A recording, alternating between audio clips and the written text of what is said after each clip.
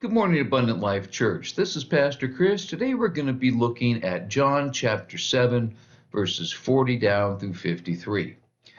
When I was like, I don't know, 19, 20 years old, they had this preview at one of the big theaters in San Jose where I grew up, and it was a sneak preview. It was basically to be a test audience. We had no idea what movie we were going to see. None. You go in completely cold. You don't know, is this going to be a comedy? Is it going to be an action movie? What is it? This movie came on.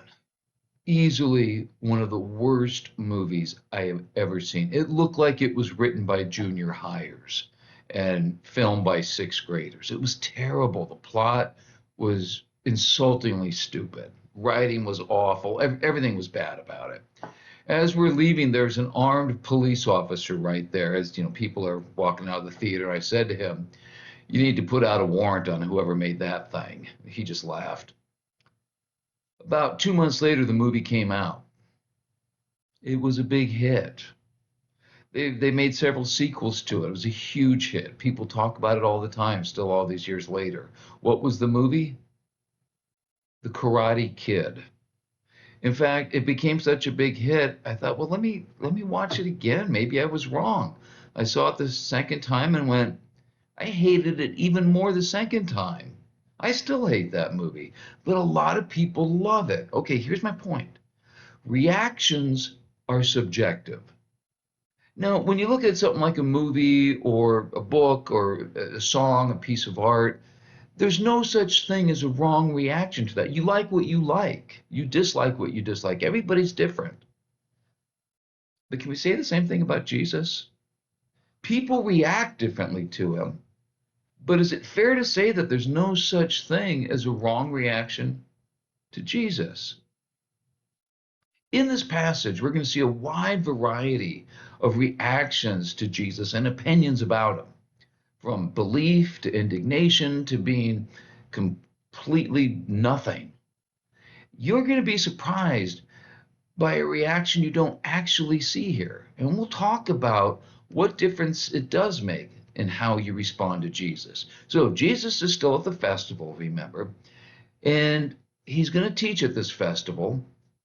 And people are going to have different reactions to him. We're going to start with the ordinary people, the grassroots Jews, and see their range of responses. As soon as my stupid phone, there we go. Let's look at verses 41 and 42. Where is it? There we go. Actually, let me start at verse 40. On hearing his words, some of the people said, surely this man is a prophet. Others said, he's the Messiah. Still others asked, how can the Messiah come from Galilee? Does not Scripture say that the Messiah will come from David's descendants and from Bethlehem, the town where David lived? Some thought he's the Messiah, the guy that they've been waiting for all these years. They just knew he had to be the fulfillment of all these prophecies, but other people were not so sure. Wasn't the Messiah supposed to come from Bethlehem? But Jesus comes from Galilee. Now, we know, we've read the Christmas story, we've read Matthew, we know Jesus was born in Bethlehem, even though he grew up in Galilee. So he's from both, really. Jesus can't be the guy, though, according to what they're thinking. At least we don't think he can. And then there were others who not only didn't believe him, but they tried to form a mob to go get him themselves. Look at verses 43 and 44. Thus the people were divided because of Jesus. Some wanted to seize him, but no one laid a hand on him. It's not enough that some of these grassroots Jews don't believe him. They want to take him themselves. They want to arrest him. They don't have the authority to do that. They're worried about the mob. Maybe they'd heard about his miraculous powers and they're a little scared to try something like that. It means, though, that they didn't believe enough to actually follow or accept him. But they did believe enough not to want to mess with him. So the common people were split on him.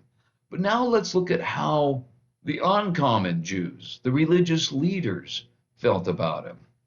Look at verses 45 and 46. Finally, the temple guards went back to the chief priests and the Pharisees, who asked them, why didn't you bring him in?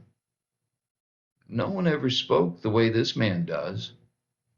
The The job of the guards was to enforce whatever the religious leaders told them to do without question. And if they send you, go arrest Jesus, we don't want you coming back going, hey, you got to listen to this guy. We don't want to hear your opinion about Jesus. We want you to do what we tell you to do. Okay? But they don't arrest him. Why not? You should hear this guy. We've never heard anybody like it. He's pretty convincing. What was the guard's response? They're starting to be persuaded by him. That has to be kind of embarrassing and infuriating for the Pharisees. And that leads to the reaction of these religious leaders themselves. Look at verses 47 to 49. You mean he's deceived you also, the Pharisees retorted? Have any of the rulers of the Pharisees believed in him? No. But this mob that knows nothing of the law, there's a curse on them. Hey, guys, what do you mean you believe in him? Hey, we're the educated people here, and we don't believe in him. Oh, some other people are just as foolish as you do. Come on. You should listen to us. All the educated believers reject Jesus. Well, do they? Let's look at verses 50 through 52. Nicodemus, remember him? Nicodemus, who had gone to Jesus earlier and who was one of their own number, asked, does our law condemn a man without first hearing him to find out what he's been doing? They replied, are you from Galilee too? Look into it, and you'll see that a prophet does not come out of Galilee. All right. No educated leader believes in Jesus. Well, Nicodemus kind of says, well, hang on a second, guys. Maybe we should hear from him. Oh, are you from Galilee too? Are you one of his followers? No prophet comes out of Galilee.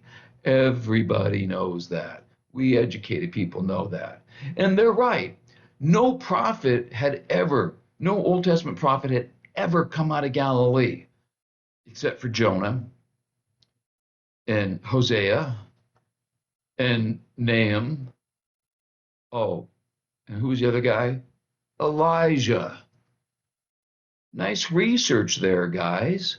Apparently, they don't know what they're talking about, or they're just covering that up to try to make a point, even though they know they're wrong. There's a wide variety of reactions to Jesus. Some of the common people believe him. Some of them are so mad at him, they want to arrest him. The guards are kind of going, well, we're supposed to arrest him, but I'm not sure if we should. And the religious leaders say, well, we don't believe him. And one of them says, I kind of do. A lot of different reactions to Jesus. But when we come back next time, we'll talk about why your response to Jesus is actually critical. Till then, have a great day. We'll see you next time.